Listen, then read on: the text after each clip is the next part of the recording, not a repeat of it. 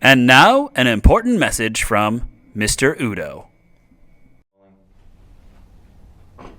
Hi, I'm here to talk to you today with a very important message about community service hours. First, I'd like to talk to you about some of the requirements for community service. The first requirement is that all students have 4 years to complete 100 hours of community service. The second is that community service hours can't be for credit or for profit. If you want to complete service hours and document those, you can go to the main office to pick up forms. The deadline for community service hours for seniors is May 1st. And finally, thank you. When you complete community service hours, not only do you earn a rope for recognition at graduation, but you're also helping out your community. Thank you, and have a great day. Hey Udo, will you sign our log sheets? Absolutely.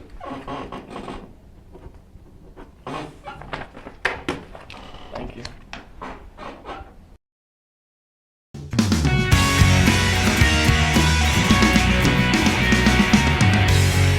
Hi, I'm Brayden. And I'm Brendan. And we're here to tell you about the PSAT you took last October because we know how excited you are to hear about it. And you got your test results sitting in front of you, so let's go. Before we start talking about the results of your PSAT, we should probably be asking ourselves why it's important. The PSAT gives you an idea of what your areas of strength are, such as math, reading, and writing. And if you're planning on going to a 4-year university, you're going to be taking the SATs, which the PSAT helps prepare you with. And after you take it, it'll help you with areas such as vocabulary, geometry, algebra, even grammar. You can go online to College Board and look at areas of career interest and college choices. And now we're going to go to Miss Evans. And she's going to tell us how to interpret our results. So the scores that you see on your PSAT in front of you will be similar for both 10th and 11th graders that take the PSAT. These scores are an indication of how you would do on the SAT test when you decide to take that as a junior, end of your junior year or your senior year. The important thing to remember on here as well is there's a whole section for National Merit Scholarship. This applies only to 11th graders, but if your index is high enough, you'll be put into a group that competes for specific scholarships through the College Board. This next section on your skills helps you see what type of areas you may need to work on a little bit, increase your skills on.